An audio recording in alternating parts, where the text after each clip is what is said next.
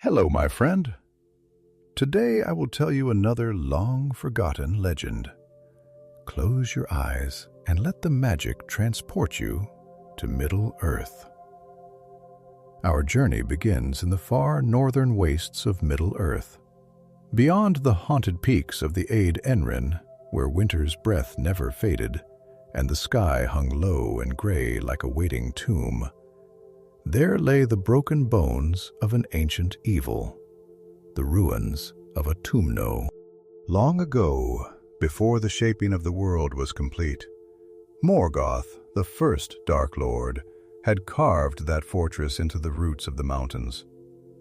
There he bred shadows and horrors, twisting beasts to his will. But he had been cast down in the First Age, and Utumno shattered and buried beneath time and ice, or so it was believed. Many years after the fall of Sauron and the return of peace to the lands of the West, the world grew quiet. Too quiet, some would say. For though evil had been struck down, it had not been wholly destroyed. And evil has a way of lingering in dark places, waiting like coals beneath the ash. It began with whispers. Travelers who skirted the far north spoke of strange lights flickering over the mountains, and beasts that should not roam. White-eyed wolves in great numbers, their howls echoing across the wind-blasted wastes. Then came the tales of missing scouts. Rangers of the north who did not return in Rivendell, where the last memory of the Eldar still lingered like perfume in the air. Gandalf the Grey sat in quiet reflection. Though the world had changed, he remained older now in form, but his mind still sharp as flint and his heart restless. He had walked far and seen much, but something in the shifting wind from the north troubled him. Eland would have said this place should be left to slumber, he murmured to himself as he paced the stone paths of the elven haven, staff tapping with each step. But Eland is gone, and I remain, and I hear the stirring of old things. That very night he made his choice. With cloak and staff, with swords sheathed at his side, and a satchel of simple things, herbs, flint, bread, he mounted Shadowman, his silver-gray steed, and turned northward alone, as he had so often gone, into lands no map dared name. Days passed, then weeks. The weather grew colder, the air sharper, and even the stars above seemed strange and distant. He crossed the last bridge and passed through the ruined watchtowers of the old kingdoms. He traveled through tundra and twisted forest, where trees stood like frozen sentinels, their boughs heavy with ice. He spoke little, save to his horse and the wind, for no man, nor elf nor dwarf, dwelt in these forsaken lands. At last, upon a ridge scarred by ancient fire, Gandalf looked down and beheld a sight he had long feared to see. Black smoke rose in thin trails from the base of the mountains. Beneath the ice-covered cliffs, half hidden by frost and stone, the jagged maw of a broken fortress yawned like the mouth of a corpse. Orc banners fluttered in the wind, ragged and marked with sigils long thought lost to time. "O Tunu," he whispered, eyes narrowing beneath his hood. "So it wakes again." As he watched, a procession of hunched, armored shapes moved in and out of the darkened gate, hauling crates and dragging slaves. Pale forms, chained and beaten, human and dwarf alike. A chill settled in his chest, deeper than the cold air could bring. Then his gaze fell upon a towering figure among the orcs. It was an orc, yes, but no common soldier. This one wore a helm wrought from blackened iron and bore a spear of wicked length carved with runes from the dark tongue. Around his neck hung a relic, a pendant shaped like a littlest eye surrounded by thorns. "Not Sauron's mark," Gandalf muttered, "but something older. This one seeks power not for his master, but for himself." He turned away from the ridge and descended into the narrow gorge that led to the hidden paths. Time was of the essence. Whatever the Orc chieftain sought in the depths of Utumno, Gandalf could not allow it to be found. At night, as a storm broke over the mountains and thunder cracked the heavens, Gandalf found the remains of a camp. Scattered cloaks, broken swords, footprints leading into a cave. The rangers had passed this way. He knelt by a fallen torch, fingers brushing the soot. "Not long ago, 3 days perhaps," he said to Shadow Man. "They went in, but did not return." With the wind howling outside, he lit a new torch and entered the cave. It was no natural hollow, but a worked tunnel, half cabassed and lined with carvings so old even he could barely read them. Darkness swallowed the light behind him, but he pressed forward, step by cautious step. Far ahead, something scraped the stone, metal perhaps, or claw. Gandalf paused, then pressed himself against the wall, hand on his sword's hilt. The sound faded. He moved on. Soon he came to a widening of the tunnel, an ancient chamber half-fallen, filled with bones, orc bones cracked and scorched, and among them, lying on his side with a broken leg and fevered eyes, was a young man. And the boy raised his head, lips cracked. "Help, please." Gandalf knelt beside him, offering water. "You are lucky to be alive, lad." "Orcs." They took the others deeper in. I tried to stop them. I failed. "No," Gandalf said, setting his torch into a crack in the wall. "You held them long enough. That is all any man can do." As he bound the boy's leg and gave him a draw of bitter herbs, the ground beneath them rumbled, deep and distant, like something waking in the earth. The boy's eyes widened in fear. "They're digging the orcs." They said, "There's something buried, something old." Gandalf's face darkened. "That is what I feared." He rose, gripping his staff. "They seek a power they cannot control, but I will stop them, even if I must face the darkness of Utumno alone." And so the wizard stepped into the shadows of the past, toward the heart of a buried evil that was not meant to wake. The torch burned low as Gandalf pressed onward. The wounded ranger slung gently across the back of Shadow Man, who moved sure-footedly, even in the pitch of that forgotten tunnel. The stone passage sloped downward at a steady, almost imperceptible incline, winding deeper into the heart of the mountain, where the very air grew heavy with the memory. A flickering flame cast long shadows upon the walls, where ancient carvings lay half-devoured by time and darkness. Twisted shapes, nameless beasts, and towers crowned with fire, all spoke of the age when Morgoth ruled these depths, and the world had not yet seen the first sunrise. It was not silence that filled the deep, but a presence like the weight of unseen eyes peering from cracks in the stone. The wizard moved with care, his staff held before him, the light of its tip, faint yet steady, silver and clean against the gloom. Behind him the ranger stirred fitfully, still caught between fever and dreams, murmuring names and warnings in a low, broken voice. But Gandalf did not heed the boy's mutterings now, for he had heard such voices before, in other dark places, in other days, when evil had stirred beneath the surface of the world. At last the tunnel opened into a great vault, wide as the dome of a temple, its roof lost in the black above. A bridge of stone spanned a chasm at its center, and beyond, dimly visible in the faint glow of a brazier, long, cold, loomed the iron-bound gate of a keep or stronghold far older than any made by dwarf or elf. The carvings here were different, smoother, more deliberate.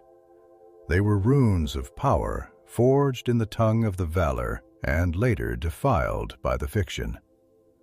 Gandalf paused at the bridge's edge. His eyes narrowed, for he could feel it now, clearly. A thrum in the air, low and resonant, like a heartbeat buried deep in the stone. This place was once a throne room, he said aloud, more to himself than to the boy. A seat of dominion in the elder days, before even the world was bent. Here Morgoth dwelt, and shaped the creatures that would blacken the stars. Suddenly, from the far end of the chasm there came a noise. Metal striking stone, voices raised in harsh tongues, and the cruel bark of orcish laughter. Gandalf stepped back into shadow, drawing his cloak about him, and the light of his staff dimmed to a glimmer. He crept along the side of the bridge, seeking a vantage from which to see without being seen. There, in the light of a crude fire set in a great brazen bowl, he beheld them.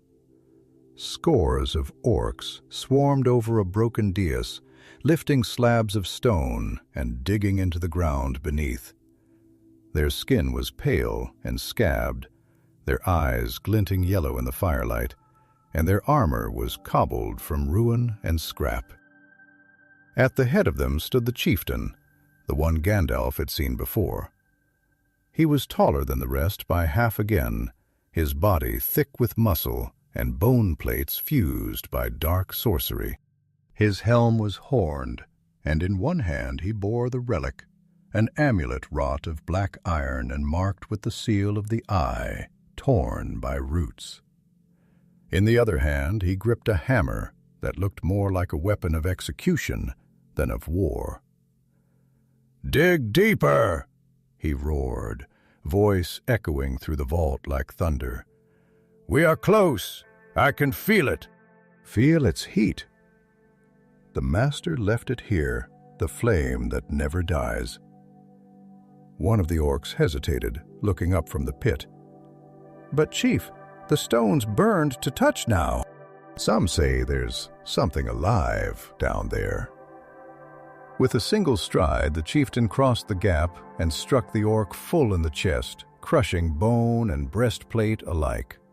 The body crumpled like wet cloth. The others fell silent, and none dared speak again. Gandalf's jaw tightened. He could see now that they had uncovered a sealed door buried beneath rubble and time. Symbols glowed faintly upon its surface, words of binding, of fire, and of slumber. These were not the runes of dwarves, nor even of elves, but older still, crafted by the valor themselves to bind what Morgoth had hidden in his flight. If that door were broken, there was no telling what would rise. "I must not let them open it," the wizard whispered, and then he turned away, retreating down the tunnel with haste, for the boy needed safety, and Gandalf required a plan. He returned to a narrow chamber he had passed earlier, a collapsed guard post perhaps, and laid the ranger down upon a cloak of wool. The lad stirred, eyes fluttering open. "They've gone too far," he murmured. "They think it's treasure, but it's worse. It burns even through stone." "You've seen it?" Gandalf asked, kneeling beside him. The boy nodded weakly. Just a glimpse beneath the earth. Red light like coals breathing. "Then there is no time left," the wizard replied, and he rose once more, his face grim. From his satchel he took a phial of clear oil, a bundle of dwarf mage fire sticks, and a handful of smooth black stones marked with elvish runes. Old tools, old allies. He whispered words into the stones, calling upon the memory of fire, and set them along the passage in intervals, each one humming faintly with power. When all was prepared, he turned back toward the vault. He walked slowly now, calmly, staff in one hand, sword in the other. When he reached the bridge, he raised the staff high, and its tip flared with sudden brilliance, silver-white and blazing like a star. The orcs shrieked and staggered back, shielded. The chieftain snarled and turned. "Who?" "I am Gandalf," the wizard's voice rang out across the abyss. "And I will not let the evils of the elder days rise anew." A chieftain bared his teeth in a grin. "Another graybeard come to die. You are too late, old man. The seal breaks, and the flame beneath answers my call." He raised the relic high, and the ground shuddered. Gandalf moved with sudden fury, striding onto the... With a cry in the tongue of the west, he cast a bolt of light from his staff, striking the chieftain's hammer from his hand.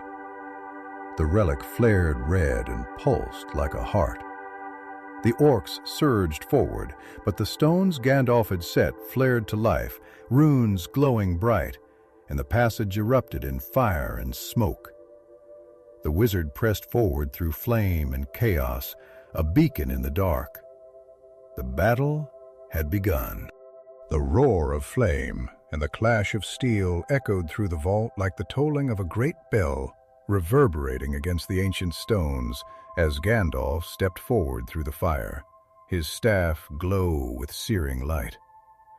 Shadows twisted and reeled away from him, and the orcs, though numerous and savage, faltered in their charge as the blaze of his power struck them full in the fade. Yet they came on nonetheless, snarling like beasts cornered, driven by fear of their chieftain more than dread of death. Their crude blades gleamed dully in the light, and their ragged shields clattered as they raised them, uttering cries in the black speech, curses and howls that had not been heard since the deep days of Unbond. Gandalf, tall and terrible in the fury of his wrath, raised his voice and cried aloud words of command, and the bridge beneath him flared with white fire, casting back the foremost of the orcs. The enchanted stones he had laid earlier answered his call, erupting one after another with thunderous blasts that shook the very found-mound of the mountain. Rock cracked and ceiling stones fell like hail, and in the confusion he pressed forward, his sword glamoring, singing as it leapt from its sheath and hewed through the thick air with a flash of cold silver. The orc chieftain, recovering from the shock of the first blow, now lifted his voice in defiance, raised the black relic once more, the iron pendant around his neck flaring with a baleful light. With it he struck the ancient seal at the heart of the pit, and a tremor ran through the hall like the breath of something vast and slumbering. A groan issued from the very depths of the earth, and the ground beneath their feet grew warm, as if the bones of the mountain were stirred by some grun rest. "You are too late, Mithran, dear," the chieftain bellowed, his voice a rasping bark that echoed like iron upon stone. "The flame stirs, and it shall devour all who stand in its path. You are but one old man with a stick and a sword, nothing beside the power that waits beneath." But Gandalf stood firm upon the threshold of the pit, and he lifted both hands high, staff in one and sword in the other, and he spoke again, this time in the tongue of the Valar, a language that none among the orcs could endure to hear. At the sound of it, the fires faltered, and the black relic dimmed, as if cowed by the greater will of the Maya, who now opposed it. The orcs, sensing that their hold upon power was weakening, drew back in fear, hissing and muttering. Though the chieftain held his ground, and the seal cracked with a shriek that no living thing should make, the stone upon which the relic had struck split in twain, and from the breach there issued a gust of heat and a light the color of blood. The air grew heavy with sulfur and the stench of things long buried. And out of the pit there rose a sound, a slow, rhythmic breathing, deep and terrible, like the forge bellows of a god. Gandalf's face grew grim as he stepped forward, raising his staff once more. "You fool," he said, not in anger, but in sorrow. "You know not what you have done. That which lies beneath was not meant to rise again. You've broken the seal of the Valor themselves, and the world shall weep for it, if it wakes." The chieftain laughed, though his eyes flickered with doubt. "The world is already broken, wizard. I but seek to rule what remains." And with that, he hurled the relic into the breach. A roar exploded from the depths like the shout of a mountain rending in pain. The floor of the vault split open, and from the abyss there burst a gout of fire so bright it turned night into day.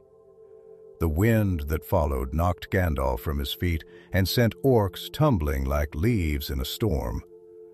The iron gates behind the dais melted like wax, and through them surged a wave of red light, not flame, but something more, a living heat filled with hatred and hung. For a moment all stood still, breathless and odd, and then it came. A shape, vast and shrouded in smoke, began to rise from the pit. Wings of shadow unfolded, not of flesh, but of darkness given form, and eyes like coals opened in the air, burning with malice. It had no name, for it was ancient before the making of names, a spirit left behind when its master fell, buried and bound. Gandalf rose to his feet and shouted, "Back! Back, all of you!" His voice cracked with urgency, and he turned, calling out to the young ranger he had left behind, hoping the lad had found strength enough to flee. "Run! Tell the others! Seal the way behind you!" But the chieftain, drunk on his triumph, stepped toward the creature, arms raised as if to embrace it. "I am your servant," he cried. "I have freed you. Now grant me your power." The shadow turned to him, and for a heartbeat there was silence. Then it struck. A tendril of red light lanced forth from the abyss and pierced the chieftain where he stood, lifting him into the air and burning through him as though he were made of paper. He gave no scream. There was no time. His body crumbled to ash in the same instant, and the relic, now dark and broken, fell to the stone floor with a clang that echoed endlessly. The orcs broke and fled in panic, their order shattered, their courage lost. Some leapt from the edge of the pit rather than face what they had unleashed. Others clawed at the walls, seeking tunnels to escape. Gandalf did not pursue them, for his eyes were fixed upon the shadow rising from the pit, and his mind raced with the memory of fire and pain. He had seen such a thing before in Moria, in the deeps of Khazad-dûm, when he had faced the Balrog. But this was older, this. "I must not let it pass," he said aloud, though none could hear him now. "If it escapes, it will scour the north clean of life." He raised his staff, and the light upon it flared once more for Elber and the stars above. He cried, and he leapt into the breach. Into the abyss Gandalf descended, not as a falling stone hurled by gravity alone, but as one who cast himself with purpose and wrath. For in his heart burned a fire older than any torch, a light drawn not from the sun or moon, but from the secret wellspring sings of the flame imperishable. The darkness rose to meet him like the rush of storm waters, and all around the smoke thickened until the air was naught but ash and dread. His staff flared white, cutting a path through the murk, and his cloak billowed behind him as a banner caught in a furious wind. The chasm was not merely deep, but vast, a wound in the bones of the world, carved long ago when Morgoth's hammer cracked the roots of the mountains and the ancient fortress had been built, not upon earth alone, but upon hatred and fear given form. And now that wound had begun to bleed again, not with blood, but with fire and sorrow. He struck the ground hard, though his fall was slowed by spell and will, landing upon a ledge far below the ruined vault. A span of stone that jutted from the wall of the pit like the rib of some long-dead beast. The heat was stifling, and already the light of his staff flickered, for the very air here resisted the presence of light, and the stones exhaled a warmth that seemed to come not from below, but from within. Above him the ragged wound yawned wide, and faintly he could hear the screams of those who had not fled in time, their fates sealed by the fire that now writhed beneath their feet. Before him lay the great chamber, a vast hollow beneath the mountain where Morgoth's forges once burned. Pillars of blackened stone lined the circumference, each carved with sigils of command and binding. Long faded their power, spent or defiled.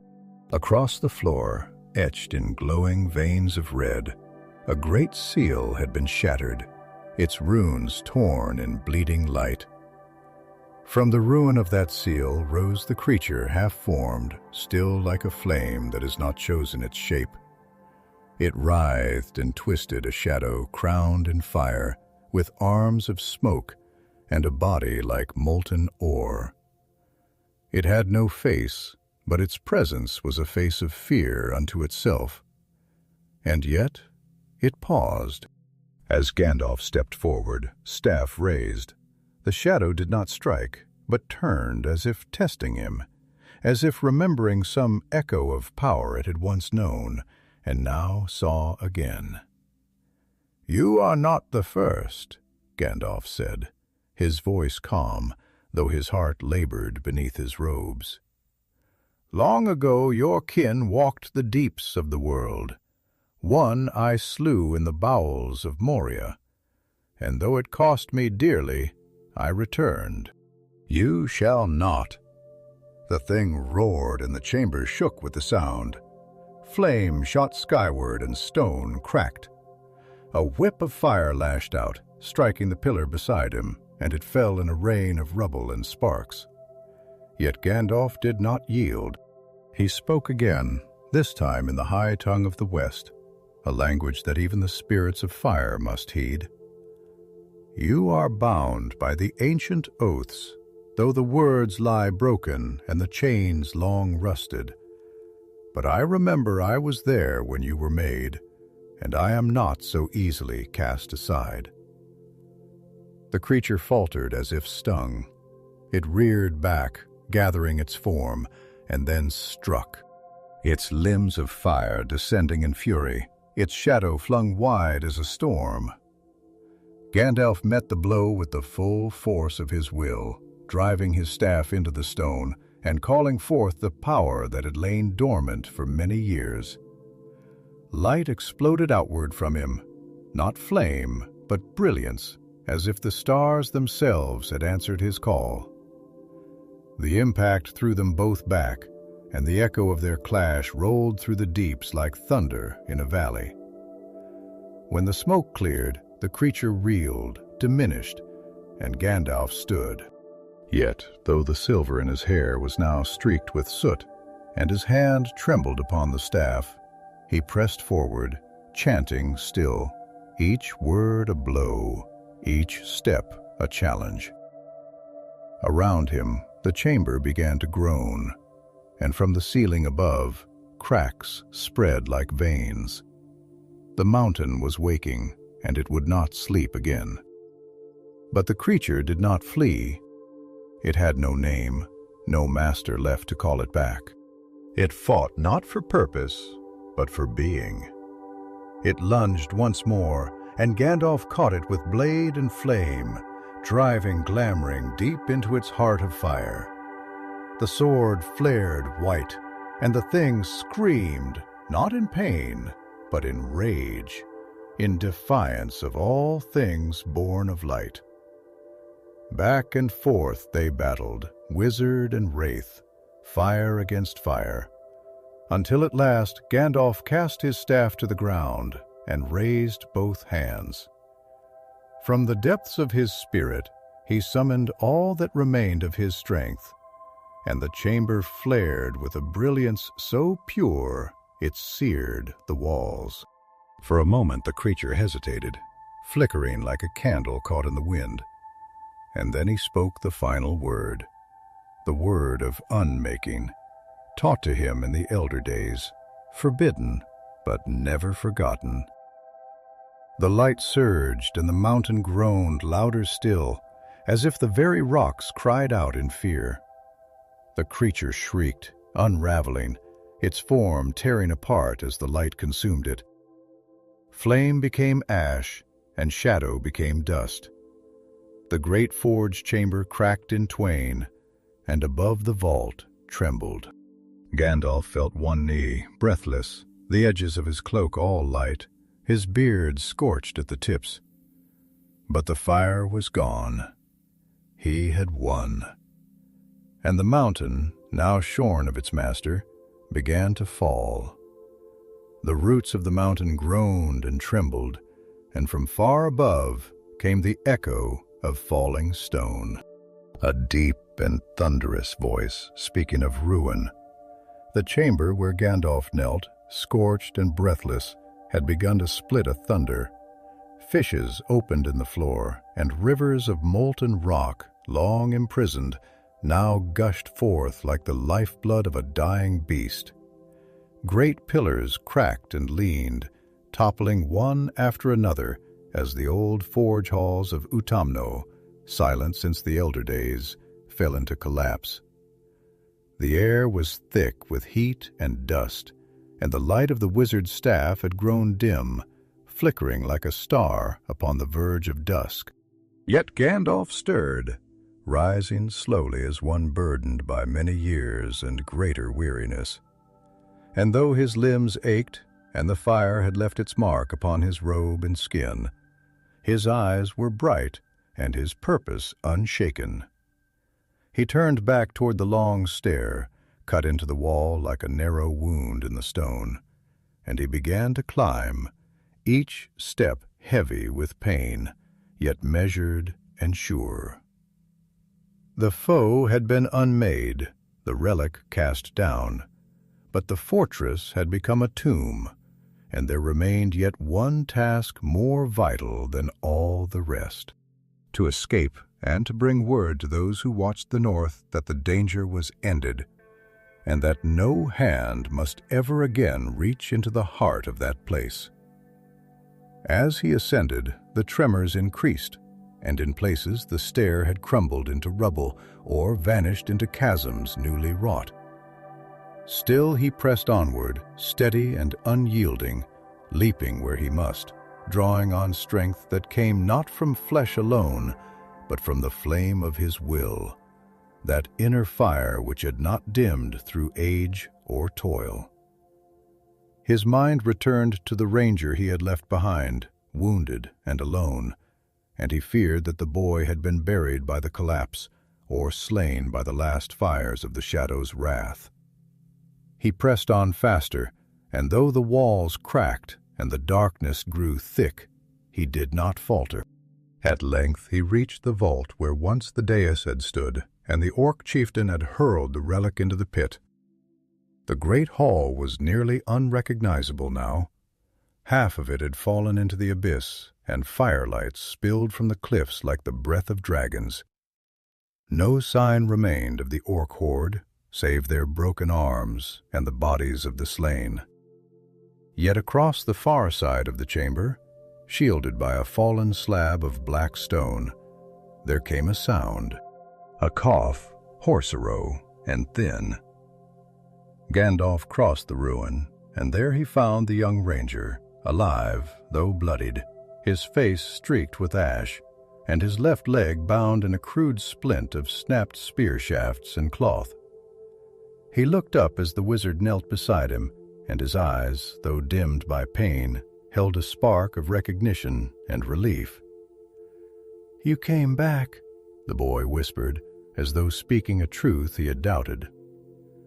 "I said I would not be long," Gandalf replied, and though his tone was weary, a warmth stirred in it, like the first sun after a storm. "Come now, we must move swiftly, or neither of us shall see the stars again." With great care he lifted the ranger upon his back, and though the burden was not light, Gandalf bore it without complaint. He climbed again, this time through tunnels that crumbled behind him, through smoke-choked halls where the air was thick with the stench of burned flesh and bitter stone. Flames licked the walls in places, and in others steam hissed from cracks where cold water met the rising heat. The mountain was dying, but it would not die quietly. At last, after what seemed to him a day of darkness, Gandalf saw the gray light of morning spilling faintly down a shaft in the rock. The tunnel widened, and he passed beneath a broken arch carved in ages past with the image of the trees of Valinor, now blackened and scorched. Beyond it lay the wind-blasted gorge and the frost-rimed stone of the outer world. Where snow still fell, though the sky above was tinged with strange hues, red, gold, and violet, as though the mountain's final breath had painted the heavens in fire. He stepped out into the cold, and the air struck him like a blade of ice, cleansing his lungs of ash and smoke. Behind him, Utumno groaned one final time, and then a thunderous roar split the earth. The mouth of the ruin collapsed, burying the passage beneath a mountain of shattered stone. From far below came a last, deep cry. Whether of rage or defeat, none could say, and then all was still. Gandalf laid the ranger gently upon the ground, wrapping him in his own cloak. The lad shivered and opened his eyes once more. "Is it gone?" he asked, voice faint as wind through reeds. "It is," Gandalf answered, gazing toward the ruined mountain. "But what it sought to become shall trouble the world no more. The fire sleeps once again, and may it sleep forever." The boy closed his eyes, and for a time they rested there upon the snow, wizard and warrior, alone beneath the vast sky. Around them the wilderness stretched in silence, broken only by the sighing of the wind and the slow fall of snowflakes upon stone. When at last the sun broke over the distant hills, casting golden light upon the ruins of the north, Gandalf rose and looked eastward. "There is much yet to do," he said quietly, "but this chapter has ended." And taking up the ranger once more, he turned his steps southward, leaving behind the ashes of Utumno, and the shadow that had nearly risen again, down from the shattered northern heights. Gandalf made his slow way, bearing the young ranger upon his back, as he had once borne hope through the fire of Moria. And though the road was long and the way bitter with wind and snow, the storm that had gathered over the ruins of Utumno was now broken, and the skies, though heavy with cloud, no longer brooded with that ancient, watchful malice that had haunted the peaks. In silence he passed through barren valleys and over wind-swept ridges where the snow lay deep and unmarked, save by the prints of wild beasts and the faded trails of long dead things that had once walked upright. No more did he see signs of the Orc war band that had infested the place. They had scattered like leaves in a tempest, and whatever remained of their host had fled far into the waste, broken and leaderless, or else perished in the ruin of the mountain they had dared to awaken. For many days Gandalf wandered thus, following no road but the call of his own sense, and seeking shelter in the crevices of stone and the hollows of the earth. He gave the ranger draughts of heated snow and bitter root, and though the boy's wound was grave, it was clean, and his breath grew stronger with each passing day. At times the young man stirred and asked questions in a weak voice, and Gandalf would answer with few words, but in a tone that was not unkind, for he saw in the lad something familiar, courage not born of pride, but of duty accepted in quiet resolve. It was on the 9th day, as the sun rose over the jagged peaks of the far eastern range, that they came upon a hidden dell in the hollow of a ravine, where the snow melted into a silver stream, and the bare branches of alder trees whispered in the morning wind. Here Gandalf made camp, and while the ranger slept, he sat upon a stone and smoked from his long pipe, gazing at the curling tendrils of smoke as though they were runes rising into the air. He was weary to the bone, and though his form remained strong and his power not wholly spent, he felt the heaviness of many years settle upon him like a mantle of unseen dust. For though the battle had been won and the shadow cast down, he had touched again that which should not be touched. The old flame, the deep ruined, the echo of Morgoth's hate, and the world had felt it also. In the quiet of that glade, he remembered. He remembered the first time he had set foot in Middle-earth, when the seas were broader and the stars hung nearer to the earth. He had walked then in other guise less bent by toil, and the names of things had been different. But evil had already taken root, and the enemy's hand had shaped the hills and valleys with cruel intent. He had watched kingdoms rise and fall, and still he endured, not for love of glory or dominion, but because he must. Such was the burden of his kind. The boy stirred then, and Gandalf turned. "Where are we?" the ranger asked, blinking at the gray morning light. "A place forgotten by the map-makers," the wizard replied. "But there is water and rest, and for the moment, peace. That is more than many have." The lad looked about, his gaze lingering on the trees, and then back to Gandalf. "I saw it," he said, his voice low. "Down there, that thing. What was it?" Gandalf did not answer at once, but drew a breath and let the silence stretch. "It was a remnant," he said at last. "A piece of an older fire, buried deep when the world was young, and the valor first moved against Morgoth. Not all his works were slain when he fell. Some were bound, others scattered. This was one such, a nameless spirit of flame and ruin left to slumber in the dark places beneath the mountains. Why would the Orcs try to wake it? They are drawn to power even when they do not understand it," Gandalf replied. "The chieftain sought to make himself a lord among his kind, thinking to command that which cannot be commanded. It is the old folly repeated through the ages, the desire to rule by fire rather than wisdom."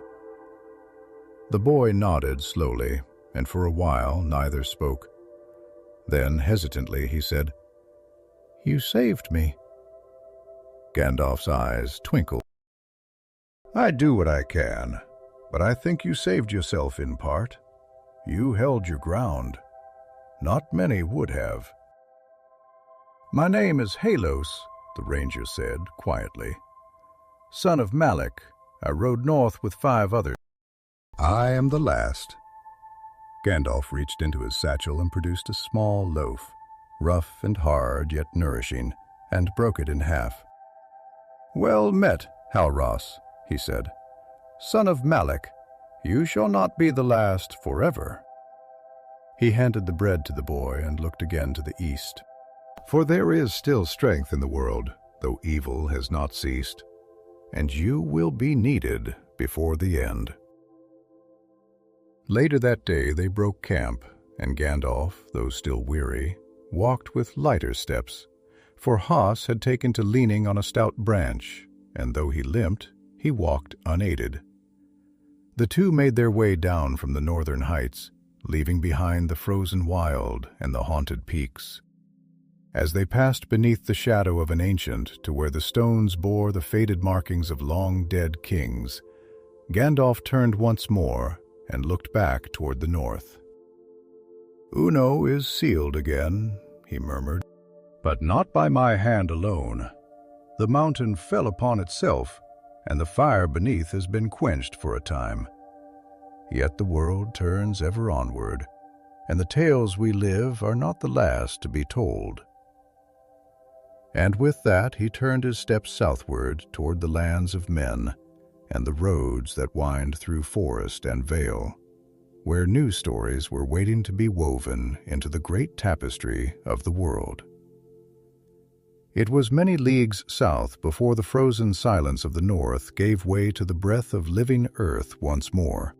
As Gandalf and Halros descended from the ridges of broken stone and treacherous scree, the land softened into hills mantled in heather and frost-hardened turf, and the trees returned, gnarled and stubborn, but green still beneath the bark. The wind that had howled with the voice of wraiths now came gentler, sighing through the high grasses and whispering in the boughs, like the words of old songs half remembered. And though the winter had not yet loosened its grip, there was in the air a scent of distant thaw, and beneath the cold sun the two travelers pressed on. Halros, leaning still on his rough Hunid staff, walked beside the wizard in silence, most days speaking little unless prompted, for he was of the northern Dunedain, and their manner was quiet, their thoughts deep-rooted as trees. But his strength returned with each passing mile, and the fire in his eyes burned steadily now, no longer dimmed by wound or fever. He bore the pain of his leg without complaint, and more than once offered to take a turn at watch when they camped beneath the stars. Gandalf watched him with a thoughtful eye, and though he spoke often of small things, the weather, the shape of the clouds, the nesting of crows in the hollows of the hills, there was purpose behind his gaze, and he marked the lad's bearing with growing interest, for it was a strange thing that one so young had stood even for a moment before the flame of a forgotten Maya, and yet lived that he had borne the terror and the ruin, and come forth not wholly broken, bespoke of some hidden strength, or perhaps of fate's quiet weaving. It was in the twilight of the 11th day, beneath a sky streaked with fire and ash-hued cloud, that they came upon the ruins of an old watchtower, crumbled and ivy-bound, standing upon a knoll overlooking the river Halros. The stones were black with age and lichen, and the banner pool that once had risen from its crown lay snapped in the grass like the bones of a fallen spear.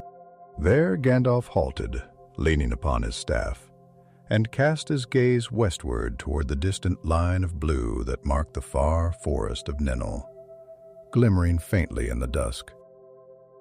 "This tower once bore the name of Elgath," he said as Halros came to stand beside him. "In the days when the North Kingdom still kept its watch on the shadows of Angmar, it was manned by the sons of the Dunedain. Fires were lit here to warn of riders or winged spies, and messages were sent by swift birds to the high hills of Fornos and beyond." Alo looked upon the stones with reverence. "I have heard of Elgarith and the tales my father told, but I never thought to stand beneath it." "Few now remain who would remember the name," Gandalf said. "But memory is a thread, Halros, and even frayed it may be mended. What is lost may be found again if the will endures." They passed the night in the shelter of the ruin, for though the tower's roof was long fallen, its lower vaults remained dry and shielded from the wind. There, beside a small fire kindled with dry moss and pine shards, Hal turned to Gandalf with a question that had long troubled his heart. Why did you go into the mountain when you knew what was there?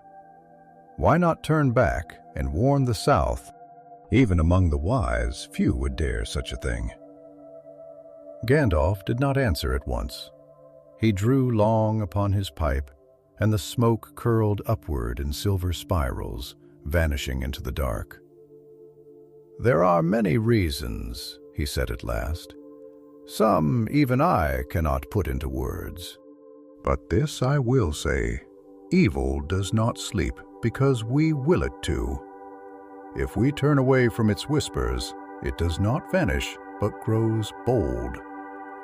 I have learned this in many places and in many forms. There is danger and delay, Halros, and a fire left hidden may burn all the brighter when it rises." The ranger nodded slowly, pondering this. "And what of the thing you fought beneath you, Utumno? Was it truly destroyed?" Gandalf's gaze grew distant, and for a moment he seemed older than stone, as though the weight of many ages pressed upon his brow. "It was broken, cast into the ruin of the mountain, and its form undone. Yet what it was at the root cannot be wholly slain, for it was born of thought before the shaping of the world. Such spirits, when cast down, do not perish as mortals do. They are scattered like ashes upon the wind." Halros looked into the fire, where the flames danced low upon the coals, and his brow was furrowed. "Then there is never an end to it," he said softly. "There is no final end for those who dwell in this world," Gandalf answered, his voice a murmur like wind through branches. "Only the hope that each new dawn finds us prepared. That is our charge, to stand, to endure, and to pass on what light we may." And in that moment, Halros understood something of the burden borne by those the wise called the Astari, and why their ways were veiled and their purposes oft unclear. For it was not only power they wielded, but sacrifice, a long patience, a silent labor beneath the eyes of men, for ends that might not be seen in their own time. When morning came, cold and clear, they rose and took again to the road, crossing the waters of the Talos upon a fallen tree, and making for the south, where the land softened, and the smoke of distant hearths could sometimes be glimpsed against the hills.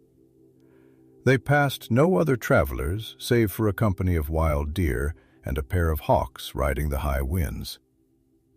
On the 15th day they came at last to a low ridge from which they beheld far off the towers of Fornos, once the northern capital of the kings of Hor, now fallen to time and ruin, yet kept in memory by the Dunedain, who still patrolled its borders and lit fires in its watchholes. Gandalf halted, and a quiet smile came to his lips. "Here we part for a time, Eros," he said. "Your people will find you soon enough, and they will be glad of your return. You will not come with me. I have other roads to walk, and other ears that must be warned. But fear not. This will not be the last time our paths cross. There is strength in you, lad. The North needs that strength. Use it well." Alro bowed low, and though he said nothing, there was in his bearing a dignity that no crown could lend. Then Gandalf turned his cloak against the wind and set his steps eastward once more, his staff tapping softly upon the stones, a gray shadow among the hills. Through the waning days of winter, Gandalf wandered east and south, following paths long forgotten by most folk of the free peoples, yet still marked in his memory as clearly as ink upon parchment. He passed through deep woods, where the trees leaned close and whispered in the elder tongues, their bare branches scratching the pale sky like runes of warning. He walked along the misted banks of rivers, whose names had been spoken only in song for 1,000 years. And he crossed the high downs of Rudar, where the stones bore the faint carvings of the old kingdoms, sigils of kings whose bones were dust, and whose deeds were now tales whispered by firelight in lonely hall. The wind was colder now, though the sky had grown clearer, and Gandalf knew that the season of snow would pass soon into the season of rain. The land itself seemed to exhale, as though it had held its breath through the dark months, and now stirred beneath the roots, quickened by the breaking of the northern shadow. Yet his heart was not wholly at ease, for though the spirit that had risen in Omnu's ruin was cast down and scattered, its memory lingered like smoke, and the dark places of the world were not yet empty. In the twilight of the 23rd day since his descent into the northern deeps, he came upon a quiet glen, where the waters of a narrow stream flowed between moss-covered stones, and the air held a stillness that seemed unbroken since the elder days. There, beneath a canopy of bare birch, Gandalf rested, and he laid aside his staff and pipe, and kindled a small fire with dry bark and silver leaf drawn from the folds of his cloak. He did not sleep, but sat with his back to the tree, gazing into the flames, and in his mind passed many thoughts, like the turning pages of a great book whose ending was yet unwritten.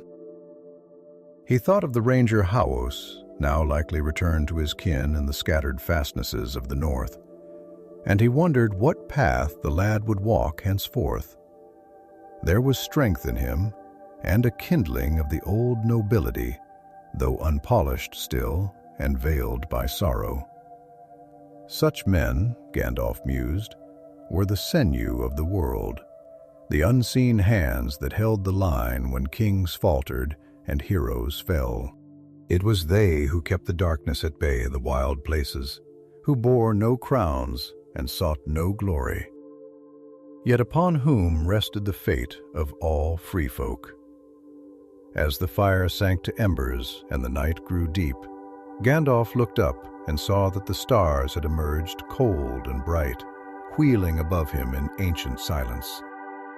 He traced their shapes: Menel Vegar with his shining belt, Rethra, the netted stars, and high above all the silver flame of Arendel's star, steadfast in the western sky. And as he watched, he sang softly to himself in Quenya, a song of the undying lands and of the light that once was. In the hour before dawn, he rose again and walked on. The road led him now toward Bree and the lands beyond, for he had messages to send and words to speak in hidden councils. Yet even as his steps took him further from the ruins of Utumno, his thoughts were drawn to the north and to the hidden strength that had stirred there, not of shadow, but of light. For in the heart of ruin he had found not only peril, but hope. 3 nights later, beneath a sky lit by pale moon and drifting cloud, he came at last to the western edge of the Weather Hills. There, upon a broad slope above the misty vales of the South Downs, stood a lone figure clad in gray and green, his cloak furled against the wind, a long bow slung across his back, and a star upon his breast. Alberad, son of Deer Hale, captain of the Northern Rangers, stepped forward from the shadow of a tall stone, and his face was stern. "You bring dark tidings, I deem," he said, his eyes searching Gandalf's. "I bring warning, though not despair," Gandalf answered, and he clasped the ranger's forearm in greeting. "Utumno's bones have stirred, and though the fire is quenched for now, it was not without cost." Alberad's brow furrowed, and he gestured for the wizard to follow. They walked, then beneath the stars, to a low shelter cut into the hillside, hidden from the road and watchful of the east. There a small fire burned, and a half-corps of rangers sat within, sharpening blades and mending gear, silent and wary, their faces shadowed but watchful.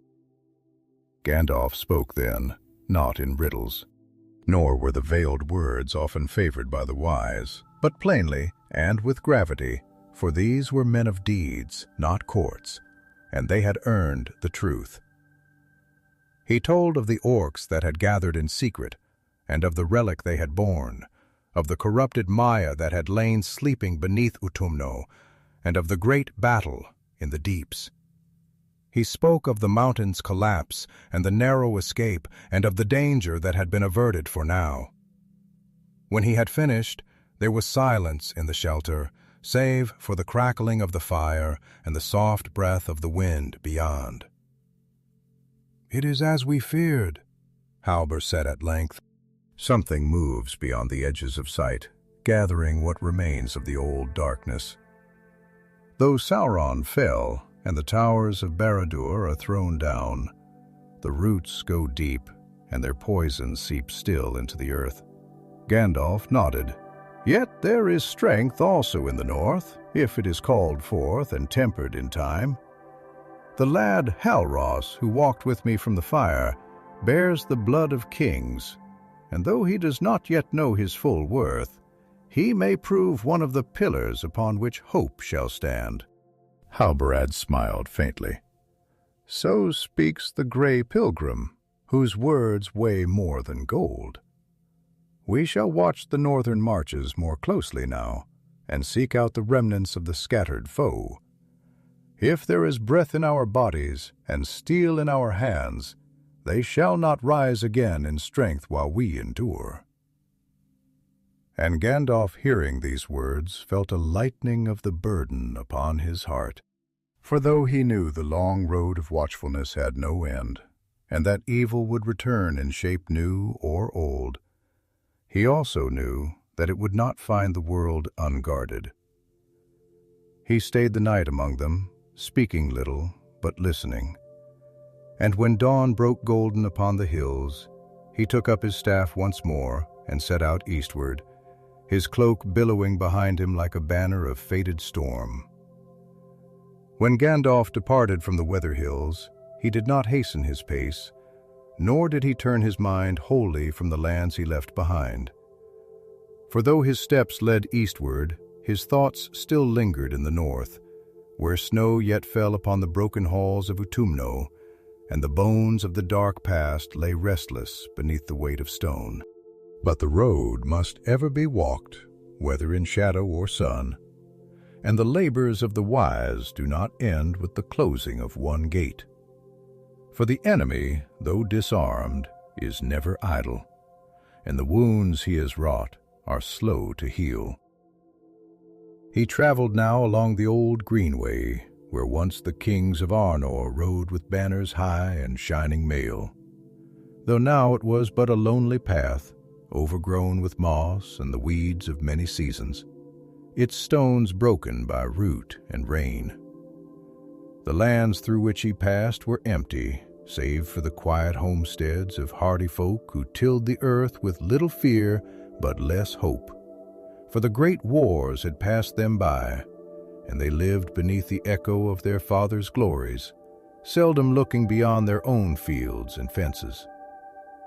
The spring stirred faintly as he went, and though the wind still bore the chill of winter's breath, the earth had begun to soften, and buds showed upon the thorn and alder, while the brooks sang again beneath the banks of heather and bramble.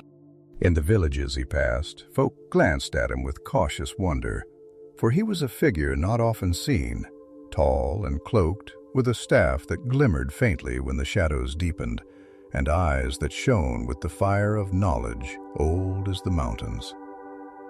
At night he lit no great fires, but wrapped himself in a blanket of gray wool and sat beneath the stars, speaking softly to the night in tongues forgotten by immortal men.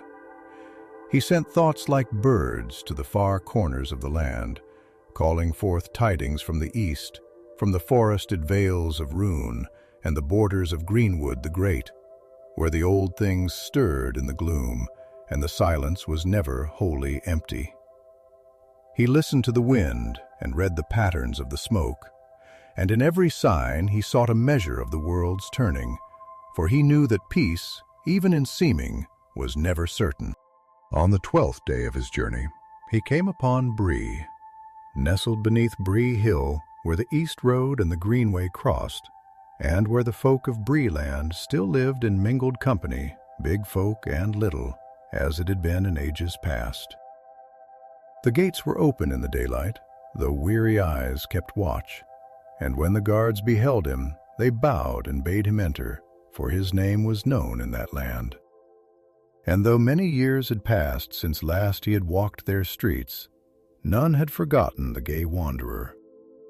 He passed quietly through the lanes, pausing now and then to speak with the elders, to share a word with a gate warden, or to offer a pipeful of South Farthing leaf to an old farmer who remembered the days when the shy folk fled eastward, seeking shelter from storm and war.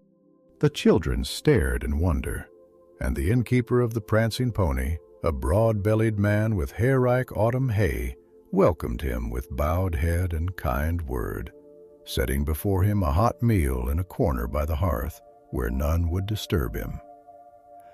But Gandalf did not linger long, for there were messages to be sent and hands to stir.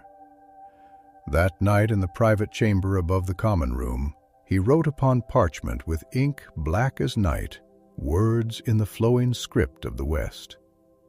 And when he had sealed them with a sign none could counterfeit, he gave them into the keeping of trusted riders, Dunedain of the North, who had followed him unseen, and now stood ready to carry his counsel far and wide to the havens of Linen, where Círdan yet watched the sea. Delorian, though its borders were silent now, and the lady gone oversea, and even to the hidden courts of the woodland realm, where King Thranduil held his peace among the trees. For though the battle had ended in Utumno's bones, its echoes would travel far, and there were those who must be told. 3 nights he remained in Bree, and on the 4th he departed before the sun had risen, riding eastward beneath the sky veiled in mist. The folk watched him go, some in silence, others in low murmurs, for they knew not where he went, nor why, but they felt the hush of something passing, as when the wind falls quiet before a storm not yet seen.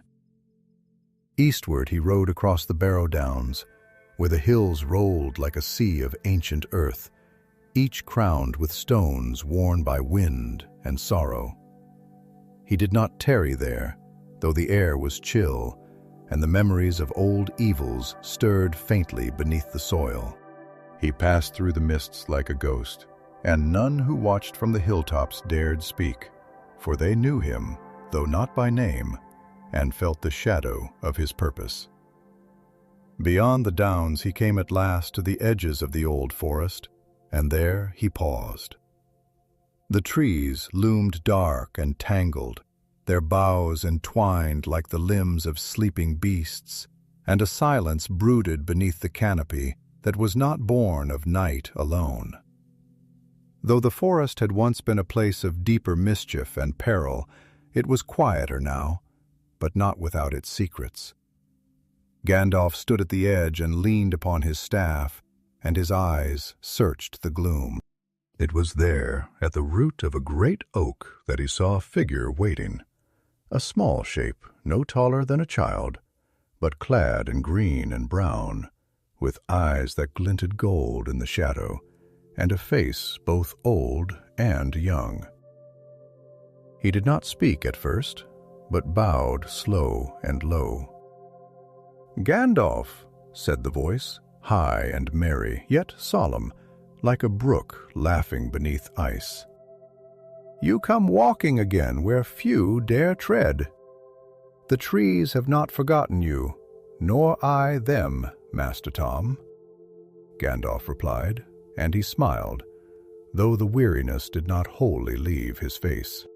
"It has been long since last we spoke." Tom Bombadil laughed, and it was like bird-song in the morning. "Time is a tree, and I walk its branches. But you, Yes, you carry news heavy as winter frost. Sit, Gandalf. Tell me your tale." So the wizard sat beside the ancient oak, and he told of fire and ruin, of orc hosts and relics of darkness, of the spirit of flame that had risen and fallen in the ruins of Utumno. Tom listened without speech, only nodding now and then, his eyes far away, and his fingers playing upon the earth as though drawing patterns none but he could read. When Gandalf had finished, Tom stood and he looked toward the east. "Old roots stir when deep fires burn," he said softly. "Even here the ground whispered of it, but the mountain sleeps again, and the dark wind has passed for now. Yet it will return." Gandalf murmured in some form, some shadow, "It always does." Dom's smile was gentle, and he placed his hand upon the bark of the oak. "Then the song must be sung anew, and you, gray pilgrim, must walk a little longer until the words are finished." Then Gandalf, rising, felt the truth in those words and the weight of the road still ahead. When at last Gandalf departed from the borders of the old forest, the sun was rising behind a veil of gray cloud, and the earth beneath his feet bore the scent of frost and old rain. The trees stirred gently in the wind, whispering secrets to one another that no mortal ear could discern. And behind him, though he did not look back, he knew that Tom Bombadil remained among the roots and shadows, humming a tune older than the hills, undisturbed by the cares of the world beyond. Gandalf's steps were slower now, not for want of strength, but because his thoughts moved heavily, laden with memory and forewarning, and the burden of many roads yet to come. He had spoken with one who stood apart from the reckonings of time, and though the words of Tom were always touched with song and mirth, they bore truth nonetheless, veiled in simplicity, like the light of stars caught in still water. Eastward he traveled, through the rolling green of the marish, and along the edges of the Brandywine, whose waters flowed dark and swift beneath bare-branched willows. He did not enter the Shire. The smell of pipe smoke and tilled earth reached him on the wind and stirred a fondness in his heart that was not dulled by age. The hobbits had earned their peace, and he would not burden them with the tidings he bore, unless necessity called. He smiled to himself, thinking of old Bilbo under his books and maps, or of Frodo's quiet days beyond the sea, and of Samwise, who now tended gardens both fair and green, not knowing how far his courage had traveled, nor how long its light would shine. By the time he reached the Brandywine Bridge, the sun had dipped westward, painting the river in hues of gold and crimson, and the guards at the toll house, though they knew him not by name, opened the way with hurried bows and hushed voices. For even among the simple folk of that land, tales of the gray pilgrims still lingered.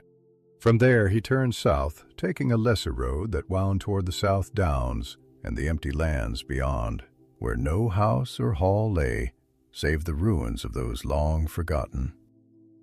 The fields here were untended, and the trees grew sparse, leaning always eastward, as though listening to something distant and unseen.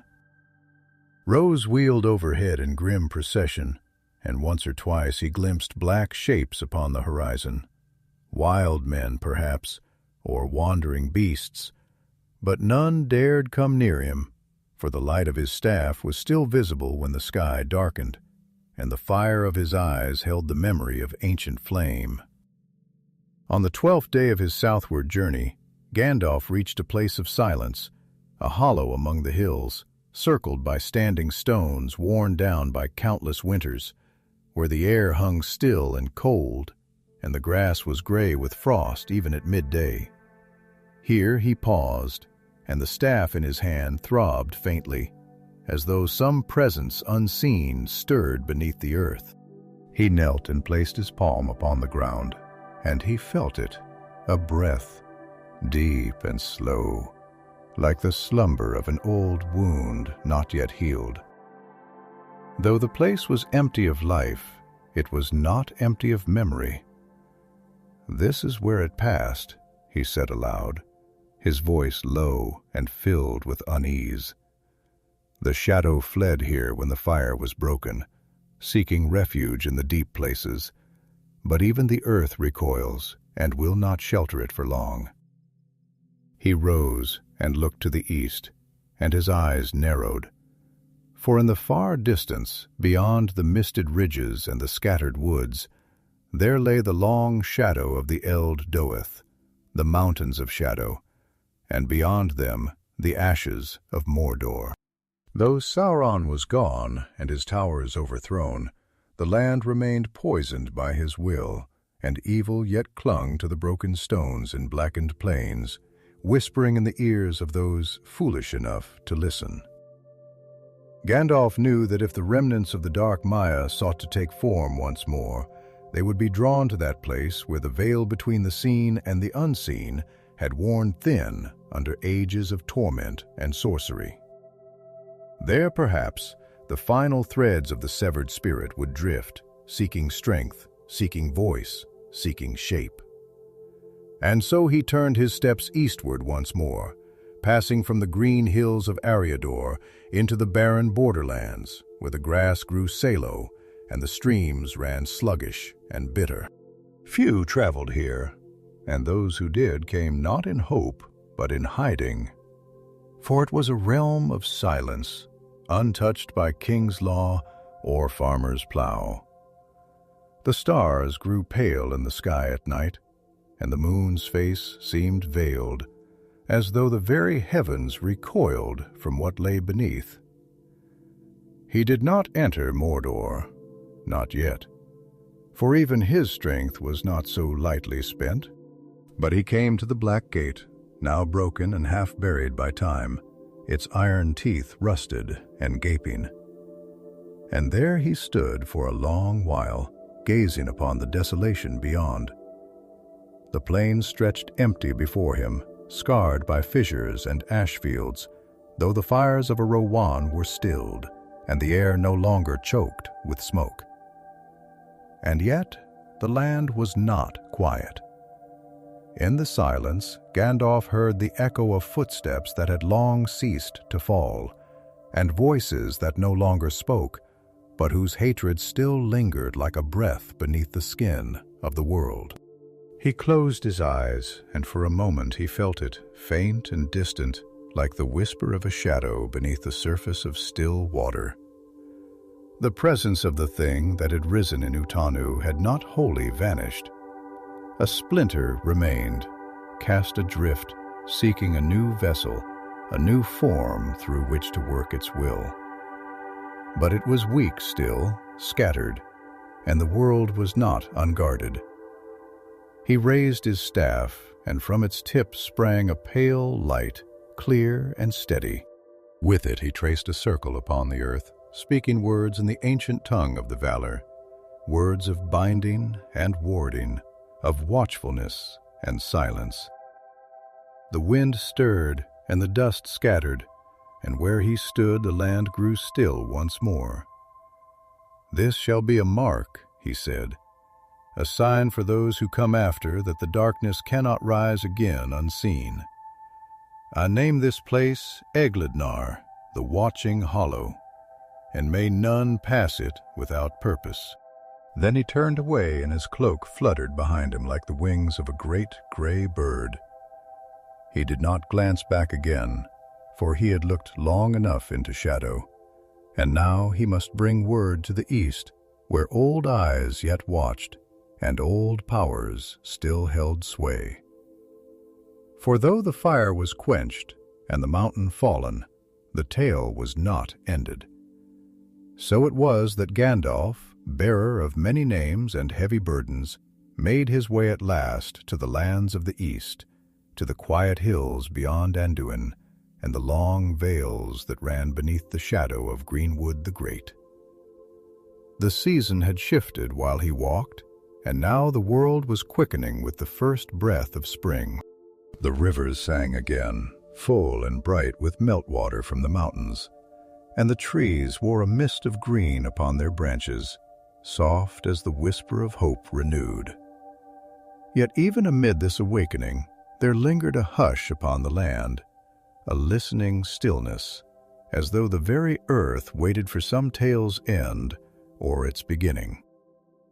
It was in the twilight of a silver dusk that Gandalf reached the western eaves of the forest, and there, standing upon a low rise beneath a yew tree, he paused.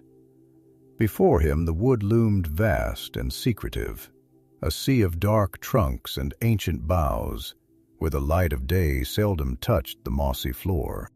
This was no longer the green wood of old, nor yet the mirkwood that had once crawled with spider shadows and fear, but a place in between, wiser perhaps and wearier, but still strong and still watching.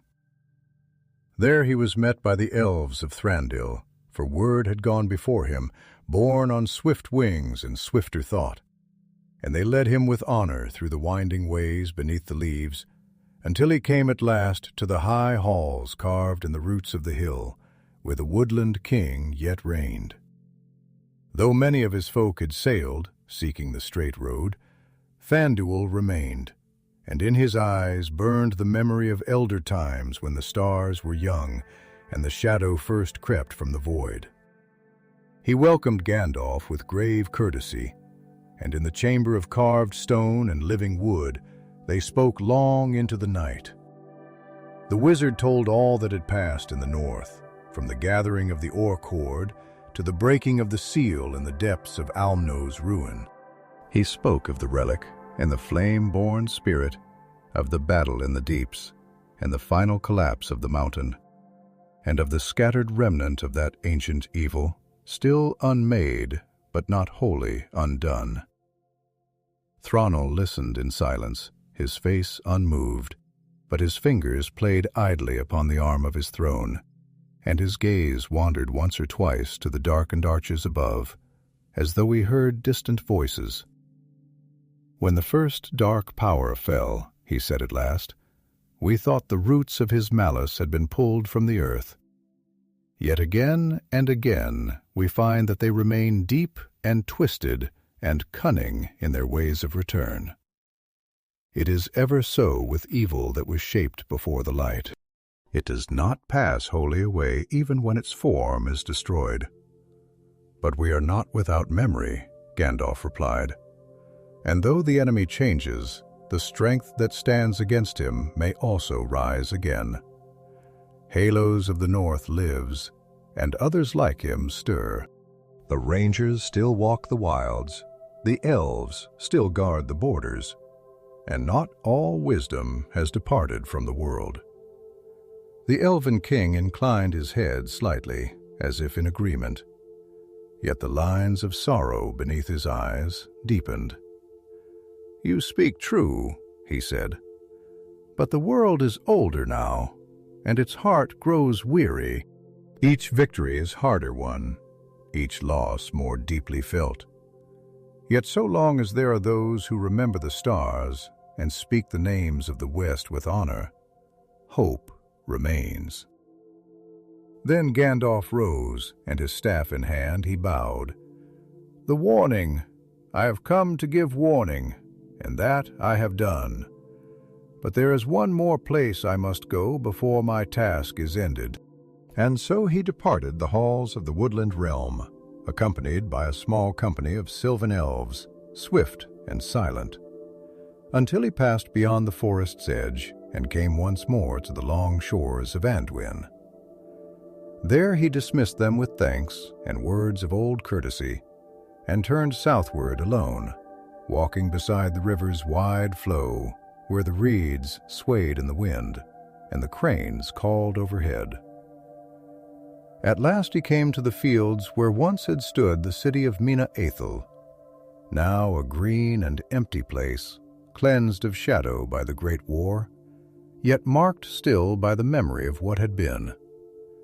There he stood at dawn, gazing upon the mountains of shadow, their peaks shrouded in mist. And he saw again the broken towers of Barad-dûr far in the east, blackened stumps against the brightening sky.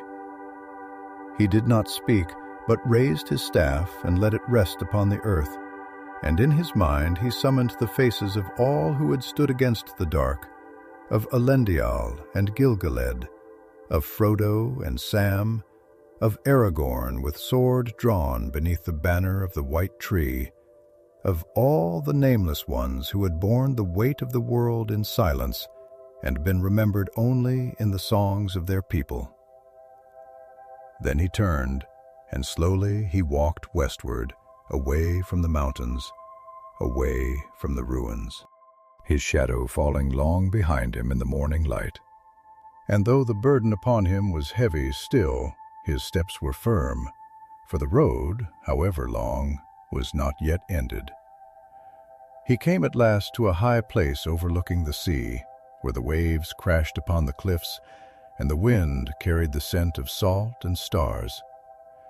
There he paused, and for a time he was still, as though listening to something distant and old, a call that came not from the land, but from beyond its bounds.